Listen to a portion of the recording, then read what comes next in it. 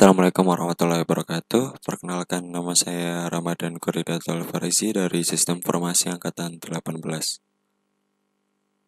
Jadi di sini saya akan menjelaskan tentang praktikum Sistem Manajemen Basis Data modul 5, yaitu yang akan membahas tentang modul Type Data atau Store Procedure.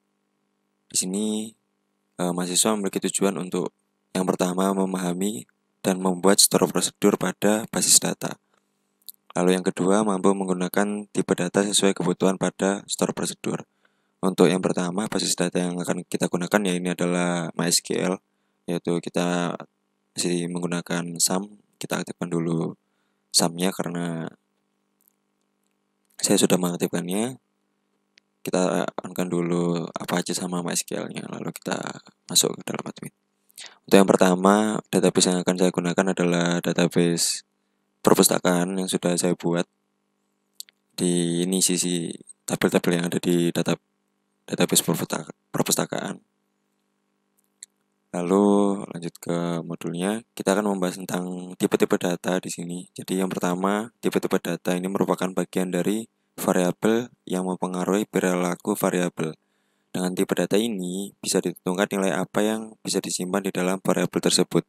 Dan satu variabel hanya bisa diberi satu tipe data. Ada 5 jenis tipe data sesuai dengan SQL ANSI 1993, yaitu karakter string, numerik, temporal, binary, dan boolean. Jadi ada 5 jenis tipe data. Tipe data yang pertama yaitu adalah karakter string, yaitu karakter yang atributnya seperti nama dan alamat dipresentasikan oleh karakter string. Yang karakter string ini biasanya itu ada dua, gampangannya itu char sama varchar. Nah, untuk kepanjangannya sendiri, yang char ini adalah karakter tetap panjang, lalu yang varchar ini adalah karakter varying. Keduanya ini sebenarnya fungsinya sama, hanya saja untuk panjang jumlah data yang dapat disimpan lebih banyak varchar daripada karakter. Tapi kedua karakter string ini memiliki fungsi masing-masing dalam penggunaannya, seperti itu. Untuk contoh sintaksnya, biasanya ketika kita membuat tabel, kita harus membuat nama tabelnya dulu, lalu kita ingin membuat nama kolomnya. Nah, setelah nama kolom, kita mendeklarasikan tipe data dari kolom tersebut sama jumlah panjang dari kolom tersebut. Yaitu seperti contohnya ini adalah kolom C, tipe datanya adalah char, panjangnya adalah 5. Dan ini varchar yang panjangnya adalah 5 juga. Seperti itu. Nah, kita masuk ke tipe data yang kedua, yaitu numerik. Data-data numerik ini data-data seperti usia dan gaji disimpan dalam bentuk angka. Penyimpanan dalam bentuk angka menggunakan tipe data numerik. Ada 4 macam tipe data numerik, yaitu integer, big integer, small integer, lalu ada real, ada float. Semua ini memiliki fungsinya masing-masing ya. Ketika kita menggunakan float, kita menggunakan real, kita menggunakan numerik, atau integer, big integer, dan small integer, seperti itu. Untuk detail penggunaannya, jangkauannya, dan ukurannya bisa dilihat di tabel ini. Atau untuk pendetailannya yang lain, untuk float dan real, kalian bisa untuk penggunaannya bisa mencari di banyak situs. Lalu kita masuk ke tipe data yang ketiga, yaitu temporal. Tipe data temporal ini merupakan tipe data yang menyimpan tanggal dan waktu yang disesuaikan dengan sistem time zone atau komputer. Sebagai contoh, data temporal adalah data tentang lahir. Ada 2 macam data temporal, yaitu yang pertama adalah date time, sama yang kedua adalah interval. Yang date time ini, tipe data ini menyimpan informasi tanggal, waktu, atau bahkan keduanya dalam SQL Server. Lalu tipe data interval ini umumnya digunakan untuk menyimpan periode seperti garansi. Ada dua macam, yaitu year, month, dan daytime. SQL Server tidak mempunyai tipe data ini. Jadi contoh tipe data yang dimiliki oleh SQL Server yang pertama adalah date, date time, timestamp, time, year 2, year 4. Untuk penggunaannya kita bisa ambil dari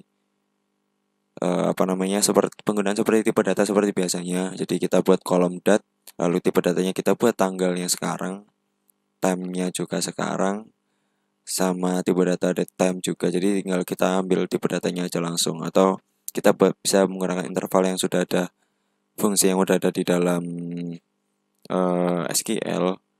Kalau kita implementasikan yang ini, kita masukkan SQL, kita kopas, kita kirim. Dia akan langsung mengambilkan buat hari ini, sekarang, tahun sekarang, tanggal sekarang, bulan sekarang, jam sekarang, menit sekarang. Untuk core date-nya dia langsung akan mengambilkan untuk ini. Jadi ini adalah fungsi yang udah ada otomatis dalam SQL. Lalu yang kedua, kita akan masuk ke dalam materi store prosedur, yaitu store prosedur itu apa? Store prosedur adalah kumpulan pernyataan atau prosedur SQL yang disimpan dalam database. Store prosedur dapat menerima parameter dan dapat mengatur variabel, menulis pertanyaan if dan lainnya dalam store prosedur. Jadi gampangannya untuk kalian anggap store prosedur ini bisa dibilang sebagai sebuah fungsi yang bisa kalian panggil berulang kali sesuai dengan fungsi yang udah kalian buat.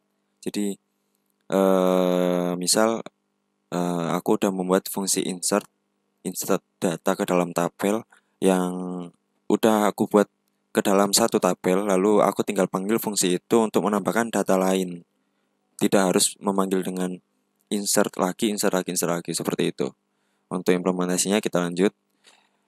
Yang pertama, kelebihan menggunakan store prosedur ini, yang pertama adalah performa yang lebih baik. Store prosedur dikompilasi dan kemudian di-cache dan digunakan lagi, sehingga waktu respon akan menjadi lebih cepat ketika store prosedur yang sama dieksekusi lagi. Jadi seperti yang udah aku bilang sebelumnya, store prosedur ini dapat dipanggil berulang kali, jadi lebih cepat responnya untuk dieksekusi kembali agar tidak untuk mengkode ulang query seperti query yang sudah pernah dibuat seperti itu. Untuk yang kedua adalah di sini modular. Jika beberapa aplikasi ingin menggunakan query yang sama, maka dengan cara tradisional Anda menduplikasi kode yang tidak perlu pada aplikasi. Cara terbaik adalah mendapatkan kode ke dalam database. Jadi intinya kita membuat sebuah modul di dalam SQL kita yang memiliki sebuah fungsi yang udah kita buat, agar kita hanya kita mudah untuk memanggil fungsi saja, tidak harus mengcoding ulang kembali seperti itu. Jadi kita nggak usah untuk ngoding kembali untuk dengan fungsi yang sama. Untuk yang ketiga adalah keamanan yang lebih baik. Aplikasi yang memanfaatkan pernyataan SQL yang dibuat secara dinamis sangat rentan terhadap serangan injeksi SQL. Sedangkan store prosedur dapat menghindari serangan injeksi SQL sepenuhnya. Jadi ketika kalian menggunakan store prosedur, serangan injeksi SQL ini dapat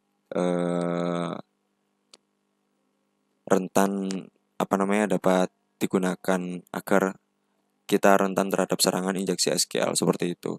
Jadi keamanannya terjaga di dalam store prosedur karena kita udah simpan fungsinya di dalam sebuah modul seperti itu. Bagaimana membuat store prosedur?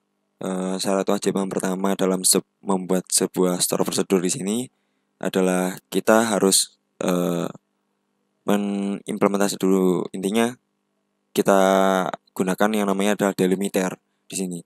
Nah, delimiter di sini setelah delimiter lalu kita tutup dengan garing 2. Nah, garing 2 ini kita spasi dulu lalu kita garing 2. Lalu kita namakan dulu prosedurnya seperti apa. Untuk bentuknya adalah kita create prosedur lalu kita namakan prosedurnya sesuai nama kita, tidak boleh pakai spasi tapi kita boleh pakai underscore. Setelah kita namakan script prosedurnya, kita lanjut menggunakan isi dari prosedurnya, isi dari fungsinya apa, seperti itu.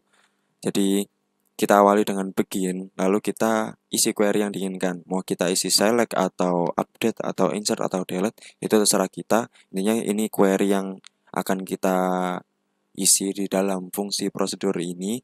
Lalu kita tutup lagi dengan end, dan jangan lupa spasi lalu garis miring 2. Lalu kita tutup dengan delimiter spasi titik koma.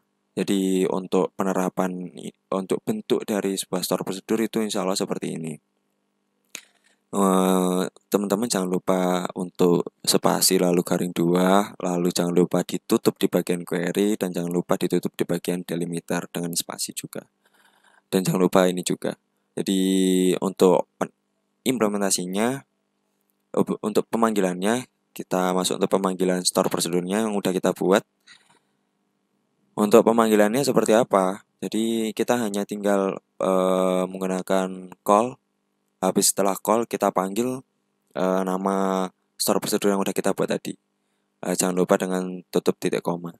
Jadi kita hanya tinggal panggil aja store prosedurnya. Jadi kita nggak usah mengcoding ulang yang udah di dalam store prosedur.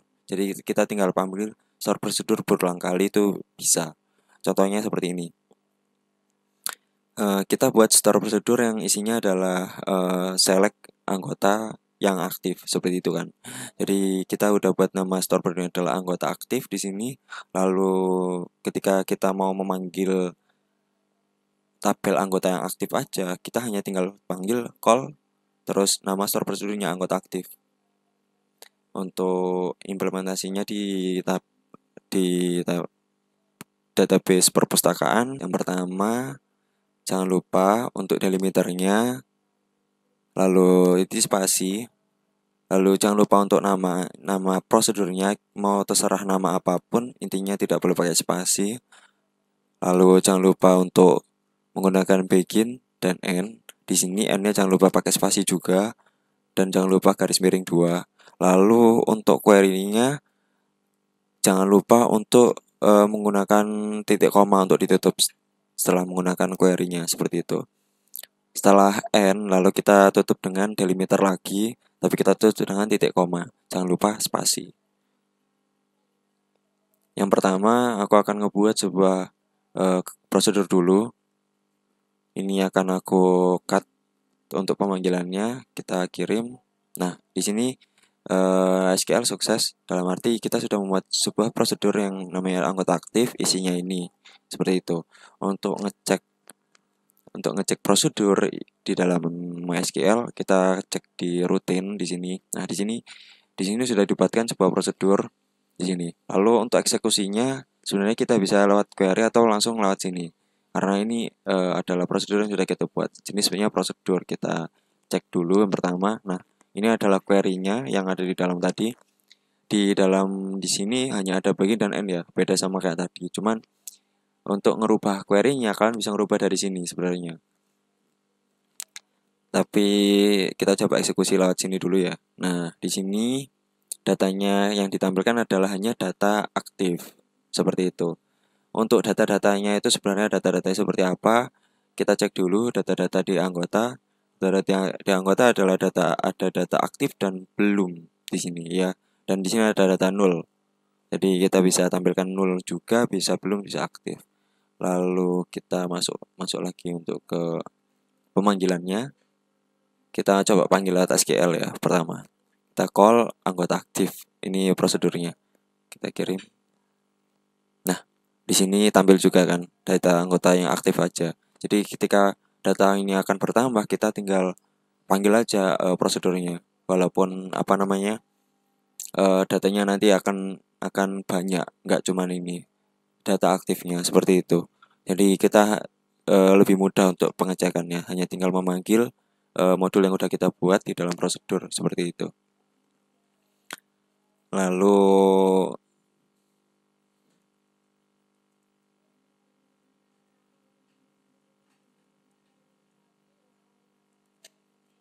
Misal nih kita mau buat untuk anggota yang belum tidak aktif, ya kan? Lalu kita rubah aja yang ini tidak aktif menjadi belum.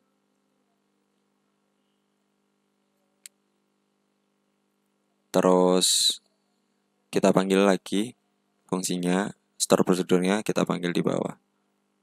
Udah, kita panggil anggota tidak aktif. Jadi langsung kita panggil ya ini nanti. Kita buat. Nah, dia akan manggil yang belum. Lalu kita cek di dalam rutin. Apakah sudah masuk? Nah, prosedurnya sudah masuk, anggota tidak aktif. Kita cek dia belum. Ketika kita eksekusi untuk anggota tidak aktif, dia akan menampilkan yang belum dan dia akan menampilkan yang aktif. Seperti itu. Jadi konsep pertama dari store prosedur sebenarnya kita membuat fungsi ya. Jadi biar lebih mudah untuk agar tidak kita nggak usah untuk mengselekkan lagi, menginstalkan lagi dan sebagainya. Lalu untuk ini ada contoh beberapa implementasi untuk store prosedur. Yang pertama kita udah mengimplementasikan untuk menampilkan beberapa anggota yang aktif saja sama anggota yang tidak aktif kan. Jadi kita udah implementasikan di sini. Lalu di sini kita akan mencoba untuk membuat prosedur untuk tambah anggota. Jadi yang akan ditambahkan di dalam tabel anggota ini kita hanya menambahkan ID anggota sama nama anggota.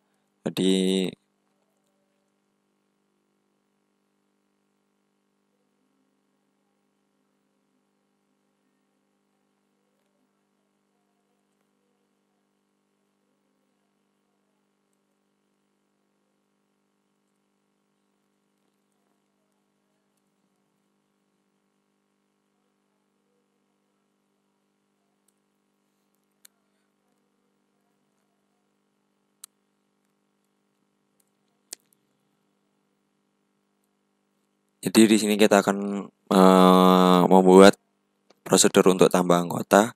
Yang pertama yang akan kita inputkan ke dalam tambah anggota ini. Jadi contohnya pertama kita tetap membuat delimiter, fungsi delimiter seperti biasa. Lalu kita namakan prosedurnya dengan nama tambah anggota. Lalu in ID anggota cara 10 lalu koma nama anggota varchar 10. Ini sebenarnya adalah gampangannya seperti kalian sedang menggunakan fungsi yang di dalam fungsi tersebut ada beberapa variabel yang ingin kalian gunakan. Jadi seperti itu. Jadi yang pertama kita buat dulu variabel yang kita akan gunakan apa aja. Yang pertama adalah kita mau membuat variabel ID anggota yang akan kita masukkan. Karena kita butuh ID anggota karena ketika insert kita butuh ID karena dia adalah primary key. Kita buat panjangnya adalah 10 dan tipe datanya adalah karakter. In di sini adalah di dalam intinya. Seperti itu. Jadi in di sini ini bisa kalian buat menggunakan in atau out. Lalu variabel yang kedua yang kita akan gunakan adalah variabel nama anggota. Kita buat variabel nama anggota di sini yang tipe datanya adalah varchar, panjangnya adalah 25. Jadi untuk segini itu adalah kalian membuat sebuah prosedur yang namanya adalah nambah anggota, yang kalian juga membuat variabel ID anggota untuk inputannya dan nama anggota untuk inputannya ketika kalian panggil prosedur tambah anggota ini. Lalu isi dari prosedur ini apa aja? Isinya adalah insert into tabel anggota, yaitu ID anggota sama nama anggotanya. Kita akan isi dengan ID anggota yang udah kita buat di atas. Nah, ini harus sama ya, ID anggota yang udah kita buat di atas nih sama nama anggota yang udah kita buat di atas. Jadi logikanya ID anggota ini akan diisi dengan ID anggota yang akan kita inputkan nanti. Lalu nama anggota ini akan diisi dengan nama anggota yang akan kita inputkan nanti. Seperti itu. Jangan lupa kita tutup dengan N, lalu garis miring 2, lalu kita tutup dengan limiter, spasi, titik koma. Lalu kita coba ya untuk pembuatannya dulu. Kita cut ini, kita coba untuk pembuatannya prosedur tambah anggota, kita kirim. Oh, ada error di sini. Jadi jangan lupa untuk dispasi. Nah, jadi kita udah selesai untuk membuat prosedurnya untuk tambah anggota. Kita cek dulu untuk di rutinnya. Nah, tambah anggota udah dibuat ya di sini. Prosedur kita cek. Oke, kita coba prosedurnya yang pertama, tapi kita cek nama-nama yang udah ada dulu di anggota. Oke, warga lab sudah ada ya. Kita buat yang Z ya, coba ya. Kita call sekarang untuk call prosedur untuk tambah anggota. Nah, call tambah anggota kita kasih ini misal SI 001, namanya adalah Robert